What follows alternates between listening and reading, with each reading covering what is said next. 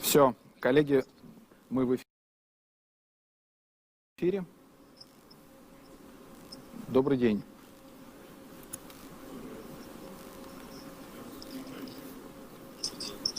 Так, мы в эфире. Всем здравствуйте. Я рад приветствовать всех на круглом столе или панельной дискуссии, которая посвящена финансам и устойчивому развитию. Меня зовут Иван, я генеральный директор компании ENG on green finance and sustainable development. My name is Ivan Grigorovich. I'm the general director of IC Russian Railway Invest. Алексей Мирошниченко, заместитель председателя ВБРФ. I'm happy to give you Alexei Miroshnichenko, Deputy Chairman, Member of the Board, Web.RF, sitting by my side. And we also have Yan Tavrovsky, President of JP Morgan in Russia, connecting remotely, Kirill Kondrashin, Head of CIS Debt and Capital Markets, JP Morgan, Tatiana Orlova, Head of the Corporate Finance Department, Russian Railways, Marina Chekurova, Expert RA, First Deputy General Director, Edward Jabarov, Co-Head of Debt Capital Markets and the Managing Director of SBER-CIB. Будет очень короткий, буквально 2 слайда. And Andrei Solovьев from VTB Capital. So, the format of this panel discussion is as follows. Let us talk about the debt markets available to the Russian companies, discuss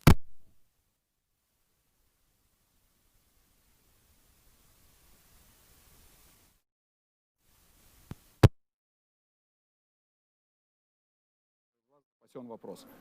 Меня слышно? Похоже, что нет. Zoom меня не слышит, да?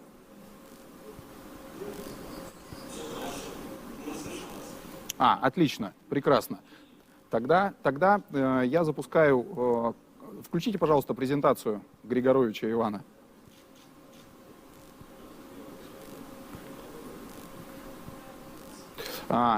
На первом слайде основные тренды заимствований крупных компаний 18-19 и первое полугодие 2020 года. Видно, что достаточно существенная доля заимствований приходится на облигационные займы, меньшая часть на кредитные. Есть отдельные выпуски зеленых облигаций в этой доле, например, у российских железных дорог, о которых немножко поговорим. Green bonds, на самом деле, like the Russian Railways, этот тренд recently issued будет усиливаться, по нашему мнению, но при этом green bonds. есть и проблемы, которые на этом рынке This trend will become stronger and stronger despite the challenges that still exist in this market, like the underdeveloped infrastructure and certain issues in project evaluation in terms of how green they are, and the lack of proper measures in the ESG markets, even though that the potential for this market in Russia is quite a strong one. So I would like to invite our colleagues from JP Morgan first. So my question to you, is the green investment market a mature and promising one? Ivan, I have prepared a short presentation for you. I will try to run through it as fast as I can. For the sake of time, I hope the slides are now on the screen.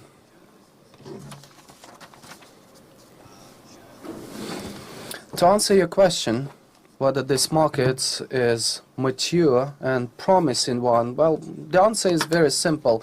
This market has matured a lot over the past few years. You can see that the volume of social and green bonds increased by a matter of 25 times, reaching $35 billion last year, and it's pretty close to achieving that target this year as well, despite the pandemic and such.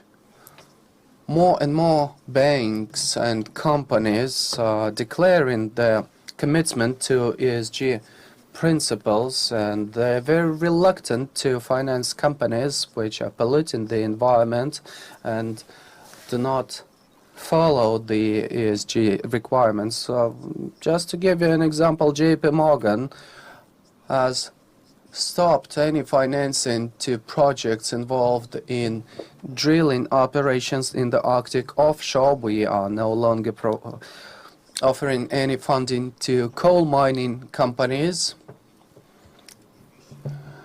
And this goes beyond the banking industry. So this is not just a temporary fashion. Well, the thing is that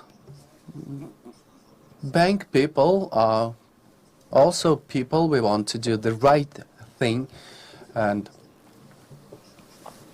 plus there is a certain pressure from the community, from our clients who bring us deposits. They ask us not to finance companies which do not comply with the ESG requirements. Well, to issue green bonds, you need to find the right project which is involved, which will spend this money for the declared purpose, which falls into one of the green categories, like renewable energy, energy efficiency, preventing pollution, green transport, which is very close to us and very close to Russian railways. And like I can name such projects as financing Lastochka commute trains, and this is where green bonds come in very handy. So when you find such a project, the project is evaluated, they bring in experts for a second opinion, and in the end, after the project, the company must disclose all the information on how this money has been used and whether the money has been used for the green purposes. So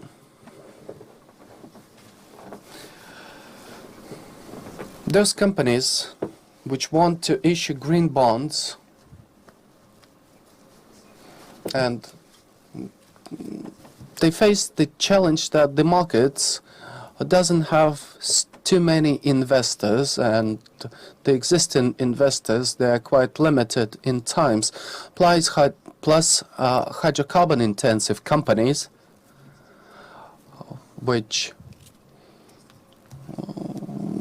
can't really offer you a purely green project. Well, they struggle with accessing this growing pool of green money, of green investment. So they started seeking alternatives. The first alternative is the transition bonds, where the company says basically, okay, I have an investment project, I need some money. Like, for example, I will build a wastewater treatment facility on my production site. So this is the project, this is the design, this is the expert assessment. If you give me money, I will reduce the pollution to the environment. But my core business is far from being a green one. So this is what the transition bonds are about. We had 3 deals already. The most recent one was Snam, a huge Italian company. Our friends in Italy made a step further. They developed a sustainability-linked bond. So they said, basically, okay, you just give us the money. Please don't ask us how we are going to spend this money. But what we can promise is that we will increase the share of renewable energy in our energy supply from 48 to 51%. And they issued those sustainability-linked bonds. And they said that, well, if we fail to achieve this target, we will pay you 2.5% more than we have to, than the coupon rate. So this is a strong motivation for them to transition to that. The green investors went mad about that, so they said that, okay, NL company is not a green one, they consume lots of coal, and who knows how they're going to spend our money. But they successfully issued that bond. This year they had another issue in pounds, promising to increase the share of renewable energy to 55%. Otherwise, they would have to pay 2.5% on top of the coupon rate. So I think that this is the overall movement in the market. And I want to commend Russian Railways for having so many projects that are eligible for financing through green bonds, and there are other companies who want to do the right thing from the environment, and they are there in the market. Okay, I will have to skip some of the slides. Page 5 is just the description of all the various types of borrowers we have in the market, the companies which issue green bonds in transportation. For example, okay, I can't switch slides, but do believe me, in transport, Russian Railways is one of the most prominent green bond issues. SNCF in France, New York City Subway, and some other companies, including Visa, PepsiCo, Apple. Well, I can continue on and on and on. More and more companies are coming to the green bond market. And now I would like to hand over to Kirill Kondrashin, who will tell you about the green bond issue by Russian Railways. We have Kirill Kondrashin with us here on the Zoom call, and he can tell you about the feedback from the green investors towards the green bonds issued by Russian Railways. Well, thank you. Russian Railways is so far the only Russian company to issue green bonds in the international markets. There was a euro-nominated issue in 2019. This year we had a Swiss franc nominated issue. The bonds found a lot of interest among international investors, including green investors. They also attracted new investors to Russian Railways, those companies which had not invested in Russian Railways before. So the green part of May 2019 issue improved the placement price for Russian Railways, whereas for more volatile markets, like the one that we had in March, there the green parts of the issue improves the overall price and helps the company with the placement, because otherwise the company may have had difficulties with that. Okay, thank you, Kirill, and thank you, Jan. And now let us move to Russia. I have a question to Alexei. Alexei Miroshnichenko. What are the risks that companies may face in the Russian market? What is the approach to project assessment in Russia? I want to thank you, Ivan, for the question. Okay, I will skip the part about the international market because there's really nothing you can add to what JP Morgan have said. I will talk about Russia. What are the barriers to green financing in Russia? A company to be as successful as Russian Railways has to meet a few criteria, like being as big as Russian Railway. Number two, it must have a green project which complies with the requirements set by the green investment community. And number three, it should be free from any sanctions in terms of financing. And there are not so many companies like that in Russia today. If we look at smaller scale projects where they individually cannot compete for the attention of green investors because it would be too expensive and cumbersome for them to pass through the qualification, we think that there must be a standard in place which will harmonize all the international standards and give a clear definition for green investors, for green investment. So we have attentively studied all the available investment standards in different markets. We landed them to the Russian legislative system, and now we have a taxonomy of green projects. We have already published the consultative draft on our website in July this year. And we have already started receiving feedback from the investors community, feedback to this document, which is based on ICMA, climate bonds, IDFC, Chinese standard, and the taxonomy technical report. So now we will incorporate the feedback we have received from the community at the quantitative requirements and establish the cutoff threshold.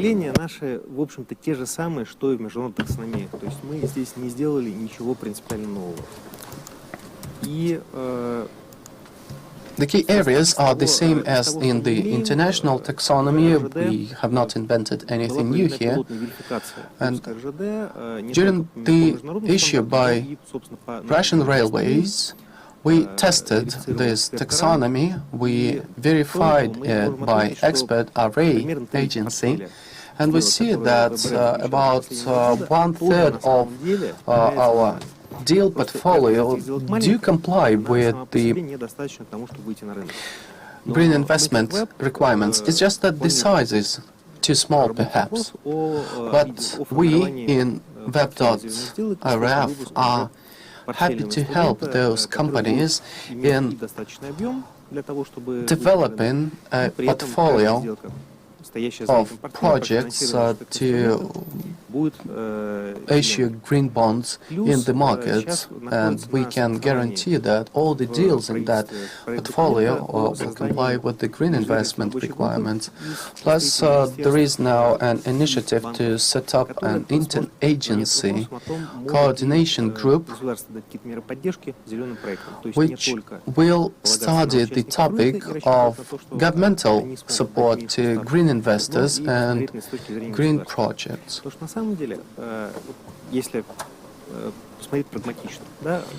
Because in practice, our number one goal is to find and highlight the projects and the companies like Russian Railways, which comply with all the green investment requirements and which may be interesting to the green investors, especially those which are focusing on ESG investment.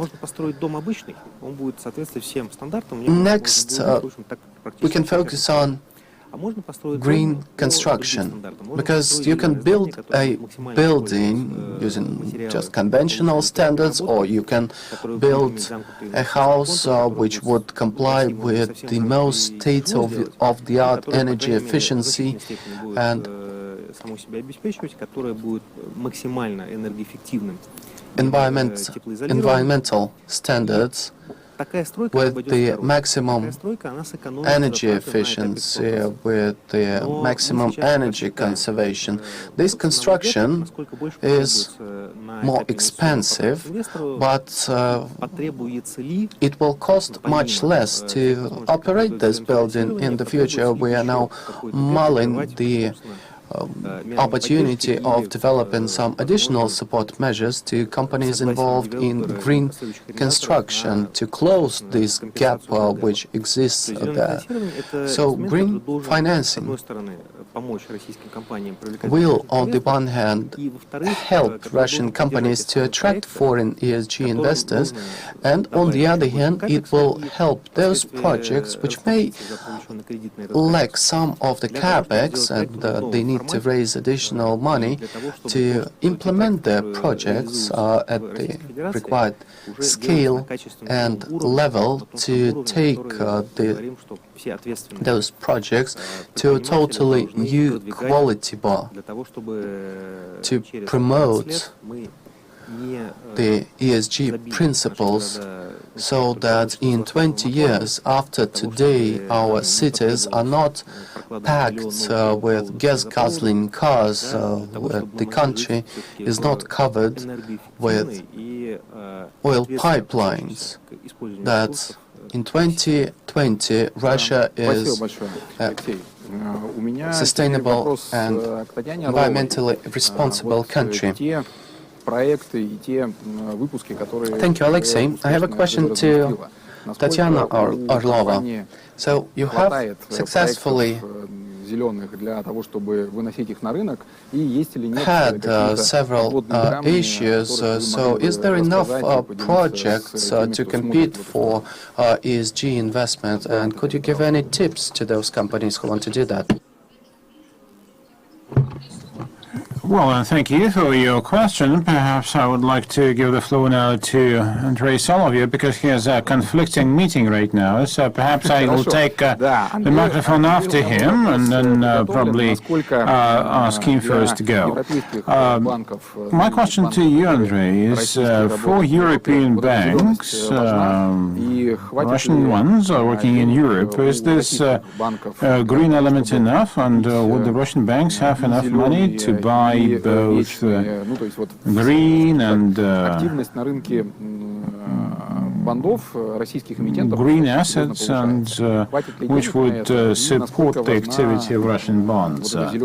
So, do you think that green tag is enough for you to be interested in the bonds? First of all, I would like to thank Tatiana. Usually, I was taught to let ladies go first. Now I take the floor. Now, first, international practice. You have my slide so that you can see that. I'll share the view of J.P. Morgan, and of course, second one. And in principle, green bonds is not something new. It's just they have been geometrically rising of late. 3 years ago, we did a lot for the Chinese energy companies, but now China is really behind Europe. Europe is ahead, and Canada and the US are behind. About 15% of the European assets of European funds are about green bonds. By 2023, it would be about half of the portfolio. Half of the assets would be related or focused on green bonds, or as they now say, they would be focused on environmental instruments. In the left column, you see the projects, and of course Russian Railways is a pioneer in this sense, not only for Russia but for Eastern Europe as well. But in addition to green bonds, you have social bonds and KPI bonds. Jan Tavrovsky mentioned that shortly. Novartis did this, and NL did this. And frankly speaking, when Novartis and NL managed to cut the cost by 12 pips, and unless they would actually stick to their commitment, there would be a 25 pips increase in the coupon. Investors were quite active in the placement, so it was actually sold. For green bonds and social bonds, we have the Californian companies quite active. So Alphabet, which is part of Google, they managed to float both. Among the sovereign bonds, so we have Germany as the pioneer, 6.5 billion this year, which is 1 basis point below its curve, because in addition to that huge volume of 6.5 million in green and social bonds, it also floated 25 billion other bonds. This is the future, whether we want it or not want it. Like a few years back, we didn't have any iPhones, now we have them. And the same would happen with the bonds. And I don't think that Russia would be behind that, or should be behind that. The EU is very active in social bonds. They placed 17 billion social bonds, and they exceeded the initial order by 4 times. And we should really remember that. In Russia, of course, it looks like exotics, but this is something that we are coming to, and that all people are coming to, because half of the European funds are going to invest only in green paper, and this is going to happen already in 3 years. The EU is going to issue more in Q4, and you saw some surge in Q3, but in Q4 they promise to issue as much. We are saying that it is geometrical growth in the number of bonds issued. And I should note here, it's important to think that how this product can be developed actively in the Russian Federation. 2 ways there. First way is to reduce the tax burden for the investors in green bonds, and the tax rate should really be cut 2 times, as an example. And the second way is that major funds should take part of their assets and put them into green bonds. Of course, it should be like a first push for that movement, and we don't think that this should carry some tax privileges for the issuers, but there should be investor privileges. That's what actually I have to say in brief. Thank you very much. Okay, let's go back to Tatiana now. And please share your experience of your company that you have accumulated, and what else can we expect from you? Thank you. Can you please put up my presentation? Indeed, Russian Railways is a pioneer today in the area of green financing, and although Russian Railways is one of the most environmentally safe and friendly, we still had to do some work to receive the certifications that we have today. Next slide, please. Russian Railways is now certified by both international agencies and by local agencies, and primarily by web.ru.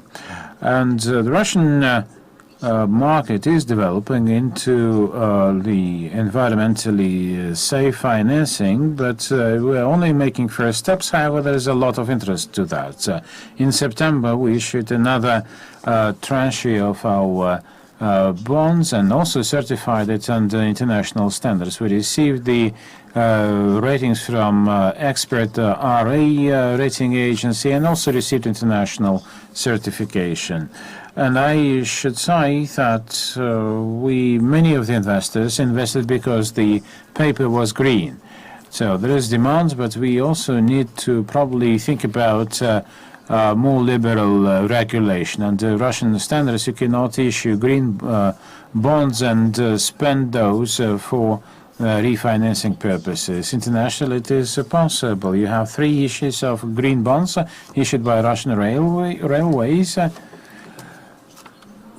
and international and local ones, and partially money from those issues were spent for refinancing. And I think that this is again the policy that would help boost the number of transactions and resolve the problem that we are facing, and that was discussed by Weber experts, because some projects are not enough, do not carry enough incentives to go into our market. So one of the incentives could be that this money can be used for refinancing.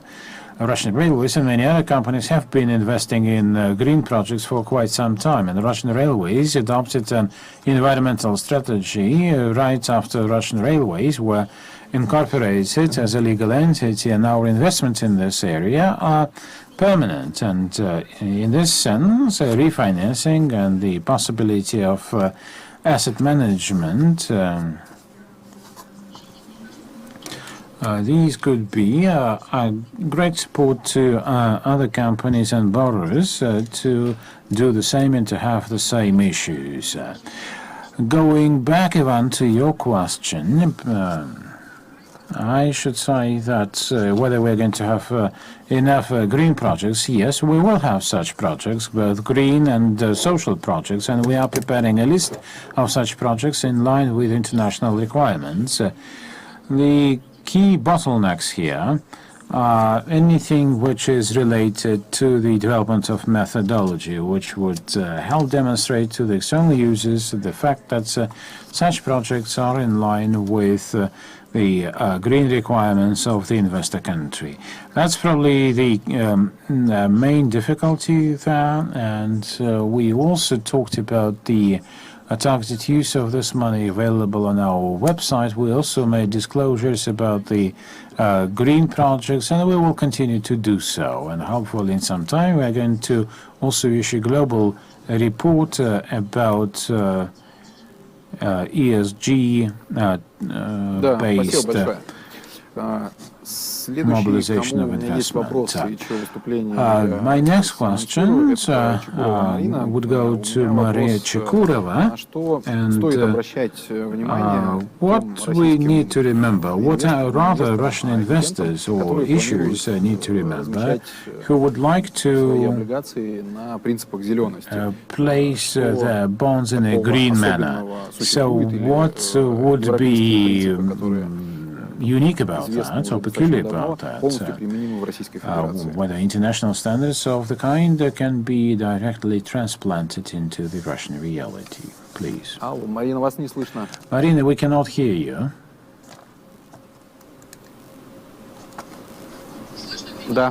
Can you hear me now? Because I have some parallel sound going. Now you can hear me. Thank you, Ivan. Thank you, colleagues. I was very much interested in the presentations by my colleagues before me, and indeed you touch upon some questions which are important for me. Please show slide number 3 from my presentation, and the principles that were put into the materials of the World Bank in particular, and the taxonomy that we have there. We think that they're quite applicable locally, because Alexei said that we actually reworked those documents and took into account everything that is put there, so that those documents and standards can be more applied in Russia. Perhaps we're below the level, I mean environmentally speaking, the level so that we would be 100% in compliance with the European levels and the requirements and those of the World Bank. Now, next there, I have like an insert, a little box there, which says that what we are looking at and what would be nice to have for an issuer when the issuer comes into the market. This is required not only for your dealings with the rating agency, but also for your partners, so that you can prove that you are green. This is an environmental report and environmental compliance report, so a nice document which is nicely written, which provides good criteria and clear criteria about what is considered green or not. Then internal corporate papers, important to have them, or at least have them in mind. I mean, you don't need to go into too many details, especially for a medium-sized company. However, you need also to outline the criteria of what you consider to be green in terms of your issue. You also need to have some regulations about collective decision-making bodies that would take decisions about the green characteristics of a project. And yes, indeed, we saw the project and thought that it is green. Also regulations about the future use of the money collected, how the use of this money is monitored, and of course disclosure policy. How often do you disclose information about the use of this green money? We have a table there, which we see that we'll look at the selection of the projects. So we never mentioned anything about green loans. Another possible good area of thinking, and unfortunately our banks have no such concepts. Only one bank has that's understanding of a green loan. So again, to think where this money goes and how this money is invested. And these are the things important for the investor. Regarding the investor side, of course, investors have to read carefully the issued documents, the investment presentation of a company when it is going out into the market and launches paper, and also follow information about future operations. So a company also decided quite clearly that working with green bonds, we not only kind of like rate those bonds once, but rather we monitor them once a year, either to confirm the status or not. And I think, and we think that this is the right approach. Regarding smaller companies, you know that a relatively small company in Khanty-Mansiysk autonomous region, this is the Khanty-Mansiysk resource supplier, issued green bonds once, and of course in terms of volume you don't need to have them at like 500 million rubles. Of course there's a scale-up effect, but still we have people coming to us to consult and to discuss such an idea, including we have some smaller companies coming our way. Regarding investor support, it was correctly mentioned that here we need to incentivize investors from the point of view of taxation in relation to the money invested, such. But for issuers, this is quite a costly affair, because you need to really come up with a lot of documents, environmental compliance reports and various expert examinations, etc. So if the development of such green instruments would be assisted, then it would be good to have also some auditors' opinions about the green bonds, and so that such opinions and other documentation can be subsidized. Well, Russian railways can afford such costs, and of course it was to the benefit of its pricing policy. But if you take smaller companies, too many of such companies, this would be an entry barrier to the market. And of course we welcome some green commitments and obligations. This could be bonds or other more aggregate and complex instruments. Да. That's probably all I wanted to share with you today. The question is more or less transiting to Eduard Jabarov about the actions to be taken in the Russian market to develop this green financing market in the country. What do you think can be done by the government and by the financial institutions for that market to be growing in Russia? Thank you, colleagues. Good afternoon. And indeed, I would join to what has been said by JP Morgan and VTB.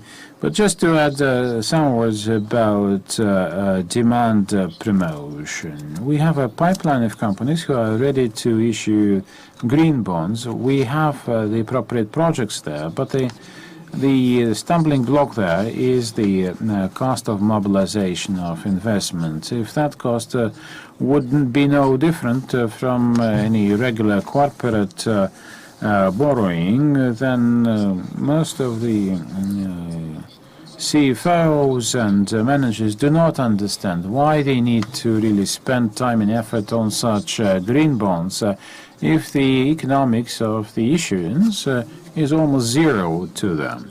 And we understand that the demand on the part of the issuers is quite obvious and the interest is quite clear. We would concentrate on the demand, and the demand is supported by two clusters: banks, for the most part, and the so-called institutional investors, such as pension funds, management companies, and social insurance companies and management companies.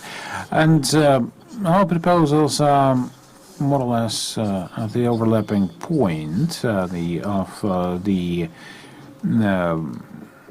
interests of the Ministry of Finance and the Central Bank as the regulator that can help credit institutions as part of the possible initiative to provide concessional reporting standards. This could be also a zero-in rate for the coupon compared to the regular bonds of savings bonds, for example. And we can use another rate based on the capital gains from such green bonds. Again, perhaps compared to the stocks of high-tech companies. In Moscow Exchange, we have special sections with a number of such issues, but the list of those issues is not that long. The third one is creating specialized funds investing in green bonds. This can be done at the basis of development institutions like VEB to create this primary demand for such. Also, we can provide some regulatory easing to those, making them equal to subsidized public bonds. This would at least help refer such bonds to the second category with a risk rating of 20%, and also put some bonds to the category of low risk. Well, such bonds can indeed, with appropriate credit rating, may be referred to the low risk categories so that banks can calculate the risk values. Another policy would be to have the same attitude to such bonds as to the other instruments of project financing. And we think that making bonds, green bonds, equal to project financing mechanisms and instruments would actually stimulate the demand for that. And such a simple measure as including green bonds into the collateral for 1 month, into the collateral pool for 1 month and 1 year, well, this is a temporary measure, and the market can change, and when we are in the situation of liquidity crisis, this measure may be quite useful in the market.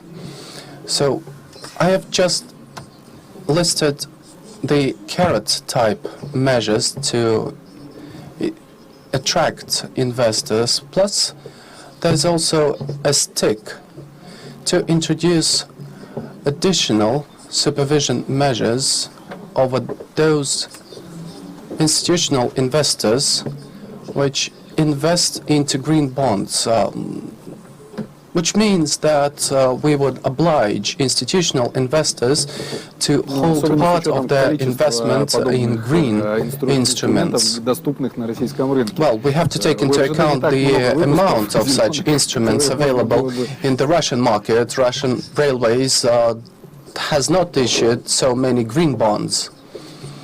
Well, I have to say that we see a lot of interest of issuers towards green bonds, but we need to have a very tight standard to these markets to avoid any greenwashing, as Tatiana has mentioned. Otherwise, they would claim any bond as a green one, and we would have a huge market of the so-called green bonds. So the regulator must set clear parameters and define who is the ultimate decision-making authority to classify this issue as green. Marina Chekurova has also mentioned that rating agencies must supervise the implementation of green projects financed by green bonds. Well, this is a topic for discussion, because if a rating agency thinks that the company no longer fulfills its commitments under the green project or green bond, would the holder of this bond be qualified to claim the payment prematurely? But otherwise, we welcome this initiative.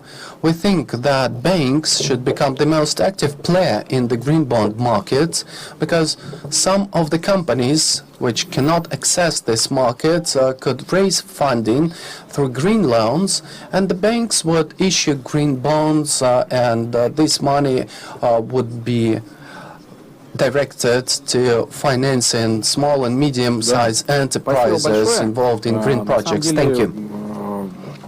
Плановое время, скажем так, выступления, и всем участникам дали высказаться. Если есть какие-то комментарии от коллег-участников, everybody has had their say.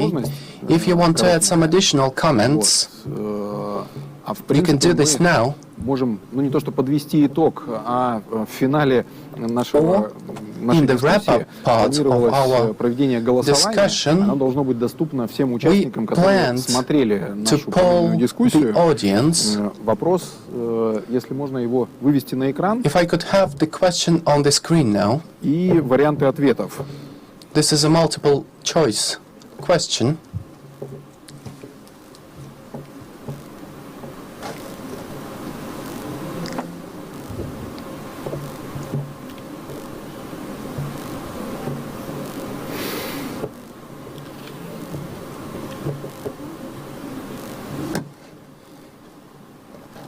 Коллеги, что у нас с опросом?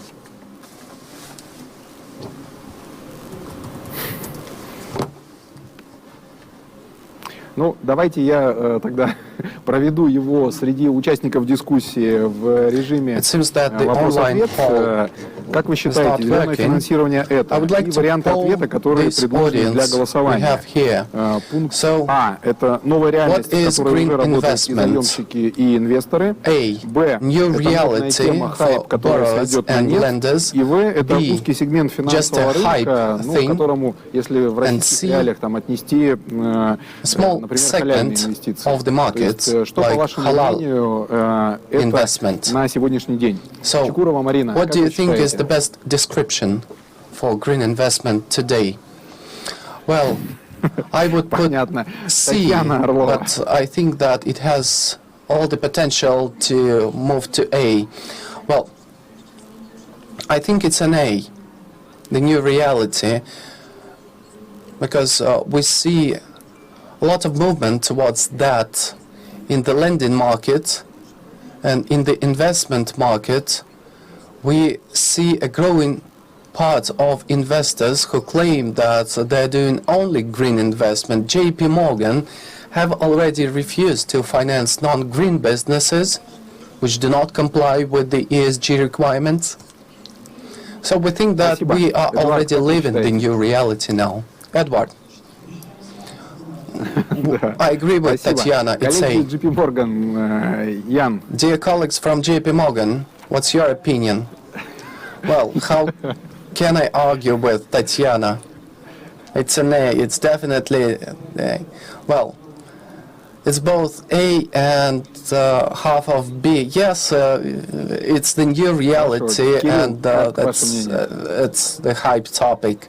Kirill, well, it's the fashionable topic. It's a hype, and it's the new reality now.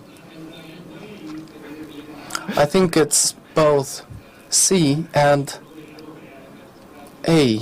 I think it's a wider new reality, because green topic, green investment is no longer an option. It's becoming the foundation for any capital mobilization. Alexei, well, I think that this is the incoming reality. We are not there yet, but we'll be definitely there in a matter of few years. My dear colleagues, I would like to thank all our panelists. I want to thank our online audience for watching our session.